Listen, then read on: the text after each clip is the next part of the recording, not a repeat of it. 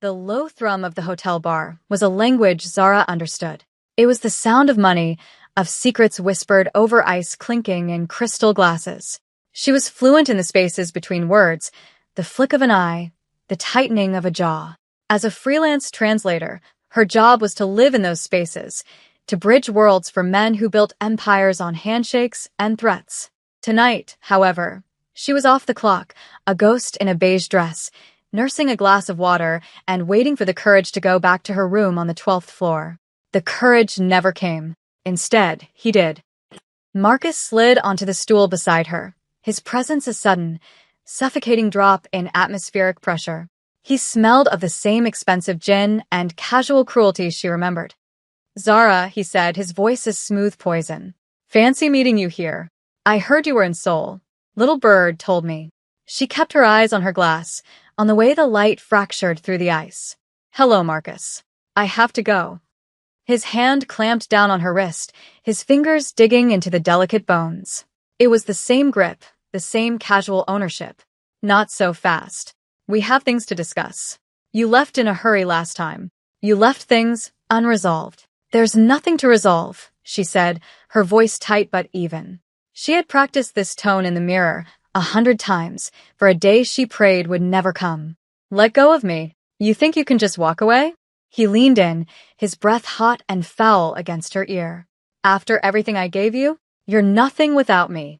A pretty little charity case I picked up."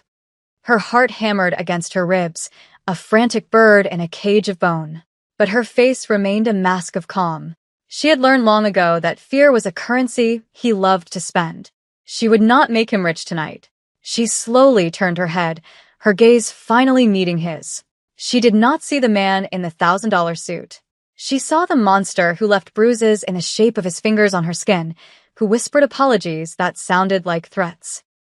"Let go." He laughed, a short, ugly sound. "Or what?" He tightened his grip, pulling her slightly off the stool. "You'll scream? Go ahead. Make a scene. Remind everyone what you are." That was when she moved. It was not a thought, but an instinct honed by survival. She drove the pointed heel of her shoe down hard onto his instep. He roared in pain, his grip faltering for a fraction of a second. It was all she needed. She wrenched her arm free, shoved him backward with all her strength, and ran. She did not look back. The sounds of him shouting, of a glass shattering, faded behind her as she flew through the opulent lobby. Marble floors blurred beneath her feet. Her only thought was the elevator, the silver doors a promise of escape. She jabbed the call button, her breath coming in ragged sobs she refused to let escape her lips. A chime echoed, soft and polite. The doors slid open. Inside, a man stood alone. He was a statue carved from shadows and steel. His suit was a deep charcoal, a Tom Ford by the cut of it, fitting his broad shoulders so perfectly it seemed to have been stitched onto him. His hands were clasped loosely in front of him, one thumb stroking the other in a slow, deliberate rhythm. He was not looking at her, but at the reflection of the chaotic lobby and the polished bronze walls of the elevator. He seemed utterly unmoved by the commotion, an island of absolute stillness in her storm. She stumbled inside, her back hitting the far wall as she frantically pressed the button for her floor. Marcus was coming. She could hear his enraged shouts getting closer. "Close," she whispered, a desperate prayer to the machinery. "Please, close." The man turned his head. It was a slow, economical movement. His eyes were not black, as she first thought, but a brown so dark they absorbed the light. They held no surprise, no pity, no curiosity. They held only a chilling, predatory calm. He watched her, his gaze taking in her panicked breathing, the red mark blooming on her wrist, the terror in her eyes. He did not speak.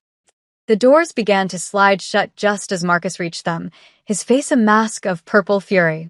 He lunged, his hand trying to jam the doors open. "You are not getting away from me, you." The man in the suit moved. It was not fast, but it was brutally efficient. He lifted one hand and pressed a single button on the panel. The door close button. He held it down with an unyielding pressure. The elevator doors, meeting the resistance of his command, ignored Marcus's hand and continued their inexorable slide, trapping Marcus's fingers for a brutal moment before pushing him back out into the lobby.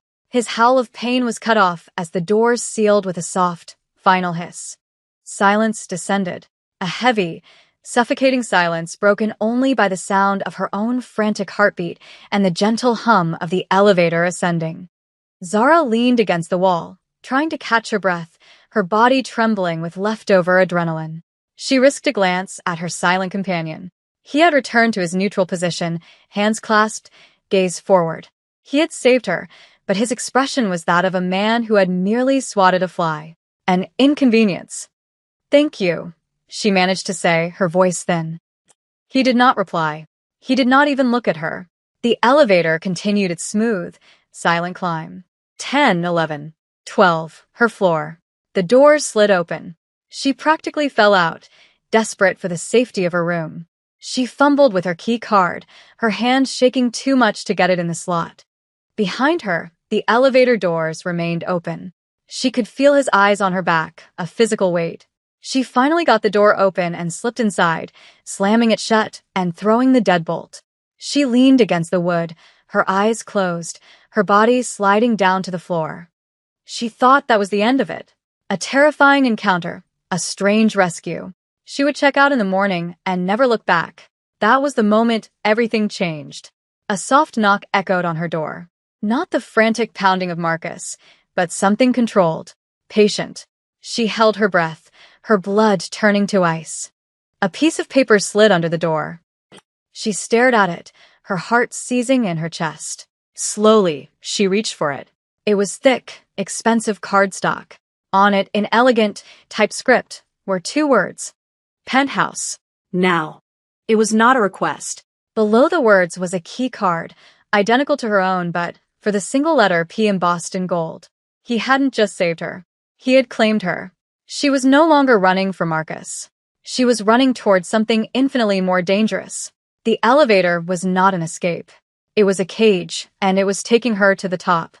She told herself it was survival instinct. She told herself she had no choice. But as she stood and picked up the key card, a deeper, colder truth settled in her soul. She had been a witness. To what, she was not yet sure. But in his world, witnesses were either liabilities to be eliminated or assets to be controlled. She had a sinking feeling she knew which one he had decided she would be. The walk back to the elevator was the longest of her life. The doors opened to the same empty car. She slid the penthouse key card into its slot, and the elevator began to ascend again, past her floor, past all the numbered floors, into the silent, unknown territory at the top of the world. The doors opened directly into a sprawling living space. It was a testament to minimalist wealth, all glass, chrome, and shades of gray. The entire south wall was a window overlooking the glittering sprawl of Seoul. And standing in the middle of it all, silhouetted against the city lights, was him. Kwon Jin-woo. 2 other men, dressed in similar dark suits, stood near the entrance. They bowed their heads slightly as she entered, but said nothing. Their presence was as unobtrusive and as deadly as the polished granite floors. Jin-woo turned. He had removed his jacket, and the white shirt he wore was stretched taut across his shoulders. He held a glass of amber liquid. "You are a complication I did not anticipate, miss." "Zara," she supplied, her voice steadier than she felt. "Zara Adebayo." "Zara," he repeated. He said her name differently than anyone else had. It was not a question, not a greeting. It was a statement of fact, as if he were taking ownership of the word itself. "Your friend in the lobby, Marcus, has been dealt with. He will not trouble you again." The finality in his tone sent a shiver down her spine. Dealt with. He was loud, untidy. "I dislike untidy things." He took a slow sip of his drink, his eyes never leaving hers. "He also made inquiries about you at the front desk." "And about me." He was asking the wrong questions to the wrong people. The floor seemed to drop out from under her. This wasn't just about him witnessing her assault. Her problem had become his problem, and Kwon Jin-woo looked like a man who solved his problems permanently. "What do you want from me?" she asked, forcing herself to stand tall. "For now, your silence. And your cooperation." He gestured to a plush gray sofa. "You will stay here. You are a loose end. I do not like loose ends." Days bled into a week. She was a prisoner in a gilded cage. She had a luxurious bedroom, clothes that appeared in the closet as if by magic, and food prepared by a silent chef. But the doors were locked, the windows were reinforced, and she was never, ever alone. One of his two main guards, a stern man named Mr. Choi, was her constant shadow. Jin Woo himself was a phantom. He would be gone for days, then appear without warning, sitting in the living room in the dead of night, staring out at the city he seemed to own. In those rare moments, she would watch him. She noticed the small things, the way a tiny, almost invisible scar sliced through his left eyebrow, the way he always wore a vintage watch on his right wrist, its leather band worn smooth. He never spoke of his business, but she pieced it together from the fragments of hushed phone calls and the grim faces of the men who came and went. Empire, territory, debt. These were the words that built his world. One night, she found him in his study. The door was ajar, a sliver of light cutting through the darkness. He was standing before his desk, his back to her, looking at a small, silver frame. His shoulders were rigid, his entire posture coiled with a grief so profound it seemed to suck the air from the room. Curious, and perhaps foolish, she took a step closer. She could just see the edge of the photograph. It was a woman, young, with a gentle smile and eyes that seemed too soft for this world of steel and glass. He must have sensed her presence. He spun around, his face a mask of cold fury. The transformation was so sudden, so total, it stole her breath. He snatched the frame from the desk and shoved it into a drawer, slamming it shut. "Get out," he said, his voice a low, dangerous growl. She didn't move. Who was she? The question was out before she could stop it. His eyes narrowed. He crossed the room in two long strides, his body crowding hers against the doorframe. He was so close she could feel the heat radiating from him, could smell the faint, clean scent of cedar and smoke that always clung to him. "You will learn," he whispered, his voice dangerously soft, "that there are doors you do not open, questions you do not ask." His gaze dropped to her mouth, and for a heart-stopping second, she thought he would kiss her. The space between them crackled with a tension that had nothing to do with fear and everything to do with a dark, terrifying magnetism. Then he stepped back, the spell broken. "Mr. Choi will see you to your room." He turned his back on her, a clear dismissal. That was the first crack in his armor. She had seen his wound, a woman he had failed to protect. And in that moment, she began to understand the cold, brutal control he exerted over his world. It was the only way he knew to keep the ghosts at bay. The danger, when it escalated, did so with chilling precision. A package arrived, addressed not to him, but to her. The guest in the penthouse. Mr. Choi intercepted it, his face grim. Jin Woo was summoned. He opened the box himself, his movements deliberate. Inside, nestled on a bed of black silk, was a single, perfect white orchid, its stem snapped in two. Zara watched his face. For a single, unguarded moment, she saw the same raw grief she had seen in the study. His jaw clenched, a muscle twitching violently. He looked from the broken flower to her, and his eyes were dark with a storm of emotions she could not name. "Chairman Park," he said, the name tasting like ash in his mouth. "He knows you are here." He closed the box. "It is no longer safe. I will arrange for you to leave the country. A car will take you to a private airfield in 2 hours." He was giving her an out, a chance to run, to disappear back into her old life. She should have been relieved. She should have been packing her bags. But all she could see was the look on his face when he saw that flower. He was expecting to fail again, expecting to lose someone else he was protecting. "No," she said. Jin Woo looked at her as if she had spoken in a foreign language. "No. They know I'm with you. If I leave, I'll just be a target out in the open. A loose end." Like you said, she met his gaze, her own resolve hardening. "I'm safer here. With you." It was a deliberate choice. A line crossed. She was no longer just his prisoner. She was choosing to stay in the storm because leaving felt like a different kind of death. He stared at her for a long time, the silence stretching between them. She saw something shift in his eyes, surprise, confusion, and something else. Something that looked unnervingly like respect. "As you wish," he said finally. "But know this, Zara. From this moment on, you are no longer a guest. You are a part of this." And the price for that is absolute. The war between them was tested sooner than she could have imagined. Chairman Park, his rival, was not content with sending flowers. He made his next move personal. He found her past. A phone was delivered to her room. It rang once. When she answered, the voice on the other end was not a stranger. It was Marcus. Zara? Oh God, Zara. You have to help me, he was sobbing, his voice stripped of all its arrogance, replaced by raw terror. These men, they have me. They said you need to tell your new boyfriend to give back the Incheon port contracts. They want to trade me for them. Jin-woo was in the room before the call even ended, Mr. Choi at his side.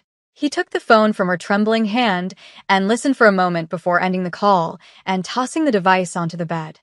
He is a liability, Jin-woo stated, his voice devoid of emotion. Chairman Park is using a broken tool. It will be disposed of. Zara stared at him, horrified. Disposed of? You mean you're going to let them kill him? He is nothing to me. He's a person, she shot back, her voice rising. A horrible, abusive person, but you can't just let him die. It is the cleanest way, Jin-woo said, his face unreadable. A trade would show weakness. Ignoring the threat and eliminating the pawn is the logical move. She looked at this man, this cold, calculating predator, and saw the cost of his world. Human lives were just pieces on a chessboard. But she couldn't accept it. She couldn't have Marcus's death on her conscience, no matter how much she hated him. She had to do something.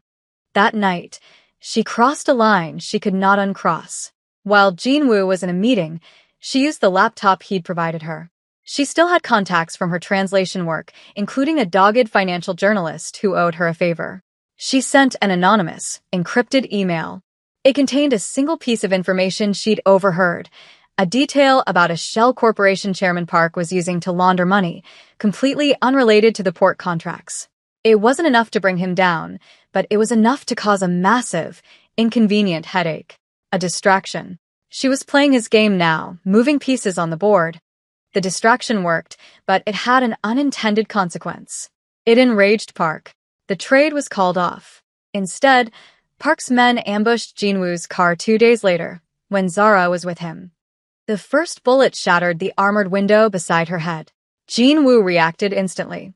He threw his body over hers, shielding her as the car spun out of control. Stay down, he roared, his voice a thunderclap in the enclosed space. The world evolved into a symphony of destruction, the shriek of tires, the percussive pop of gunfire, the shattering of glass. He pushed her out of the car and into the relative cover of an alleyway. He moved through the violence like it was a language he was born speaking. Every movement was precise, economical, and lethal.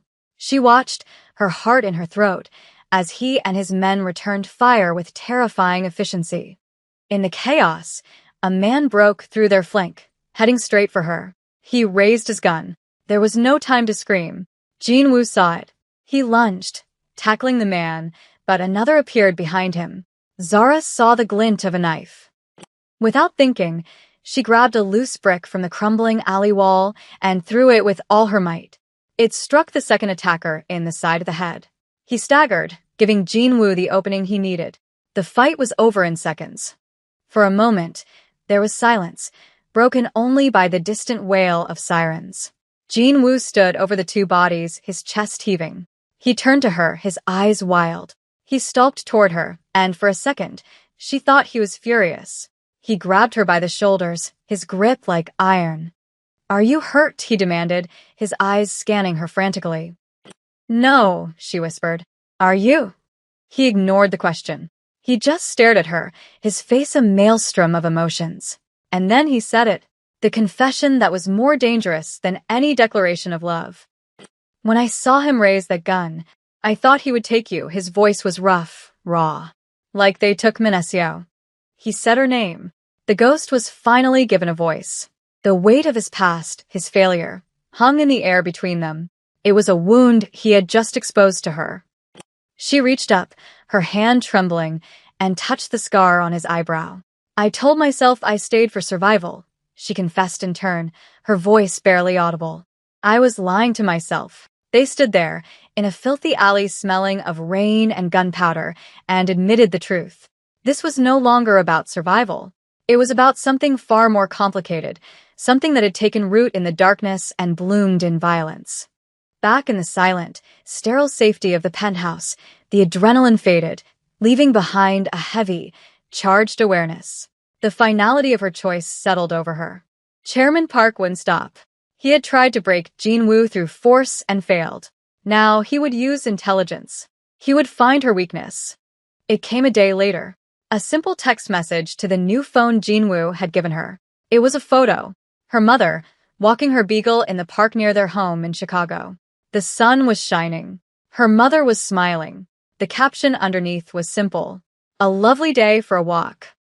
The threat was absolute, unmistakable, and aimed directly at her heart. She showed the phone to Jinwoo.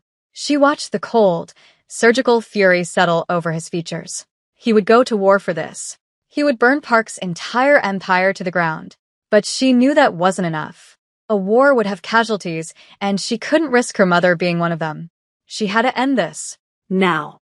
She was not the same woman who had stumbled into that elevator weeks ago. She had been living in the predator's den, and she had learned his language. I have a plan, she said, her voice clear and steady. He looked at her surprised. There's a lieutenant in your organization, she began. Lee. I've seen him with you. He never looks you in the eye. He checks his phone constantly. He's your weak link. Park has gotten to him. Jinwoo's eyes narrowed, but he listened. We use him, she continued, her mind racing, connecting the pieces. We feed Lee false information. We set up a meeting with Park, but not a trade. A final meeting. And I will be the bait. Absolutely not, he bit out, the words like chips of ice. You don't have a choice, she countered, stepping closer to him. A war is messy. This has to be surgical. You said it yourself. You dislike untidy things. This is the cleanest way, and it has to be my choice. He came after my family. This is my fight. He saw the steel in her spine, the unwavering resolve in her eyes. He was looking at his equal. He gave a single, sharp nod. The meeting was set for a private gallery in Gangnam, one of Park's holdings. It was all white walls and stark, modern art, a sterile place for a bloody transaction. Zara wore a black dress, a stark contrast to the beige one she'd worn the night this all began. She felt like a different person. She was. She walked in alone as planned. Chairman Park was waiting for her, flanked by two of his men. He was older, with a deceptively gentle face that did not match the coldness in his eyes. The brave little translator, he said with a smile that didn't reach his eyes. You have caused me a great deal of trouble. You targeted my mother, she replied, her voice level. That was your mistake. His smile faltered. Jinwoo is a sentimental fool. He lost one woman because of his weakness. He will lose you, too. This was the moment. She was supposed to give the signal, but something was wrong. The room felt too quiet. Park was too confident. He had a secret. He pulled a small pistol from his jacket and aimed it at her chest. Did you really think I would trust a traitor? He sneered. Lee told me everything. Jinwoo's men are waiting outside the wrong entrance. Fear, cold and sharp, tried to claw its way up her throat, but she shoved it down. She remembered something Jinwoo had told her in a rare, quiet moment. Park's vanity is his greatest flaw. He cannot stand to be seen as anything less than all-knowing. She laughed, a soft, dismissive sound. Park's eyes narrowed. You find this amusing? I find you predictable, she said, forcing a confidence she did not feel. Did you really think Jinwoo would trust Lee? Lee was our messenger boy. He delivered the invitation we wanted you to have. You walked right into the trap. Doubt flickered across Park's face. It was just a second, a tiny crack in his arrogant facade. But it was enough. In that second of hesitation, the skylight above them shattered. Jinwoo and his men descended on ropes, a silent, lethal rain of black-clad figures. The fight was swift, brutal, and over before Park could even process the betrayal. When it was done, Jinwoo stood before a kneeling Park. There was no mercy in his eyes. He dealt with the threat, and then he walked to her. He gently took her arm, his touch surprisingly soft, and led her away from the carnage, back into the Seoul night. They didn't speak on the ride back to the penthouse. When they stood once more in the living room, Overlooking the city lights, the silence was not empty. It was filled with everything that had happened and everything that was about to. He turned to her. "You are not her," he said, his voice quiet. He was releasing the ghost of Mafia. "You are an anchor in a storm I created." It was the closest he would ever come to a poem. It was his acknowledgement of her strength, her place in his world. He knew the cost of what she had done. Her old life was gone, burned away in alleys and art galleries. "I can give you a new life," he offered, his voice formal. "A new name, a new identity. Anywhere in the world. You will be protected. You will be free." It was the out she had refused once before. The easy escape. She could take it. She could walk away and try to forget the smell of cedar and smoke, the weight of his body shielding hers, the dark intensity of his eyes. She looked out the window at the endless river of lights, a city that had tried to consume her and had instead reforged her. Then she turned back to him. He was watching her, his face impassive, but she could see the tension in his shoulders, the way he held his breath. She walked not to the door, but to his desk. The silver frame with Minasio's picture was there, face up. He had taken it out again, a reminder of his failure. Zara reached down, her fingers brushing against the cold metal. She looked at the smiling woman, a ghost from a life before her. Then, slowly, deliberately, she picked up the frame and turned it face down on the desk. She did not have to say a word. The choice was made. She was not running from his world. She was claiming her place within it. She was home.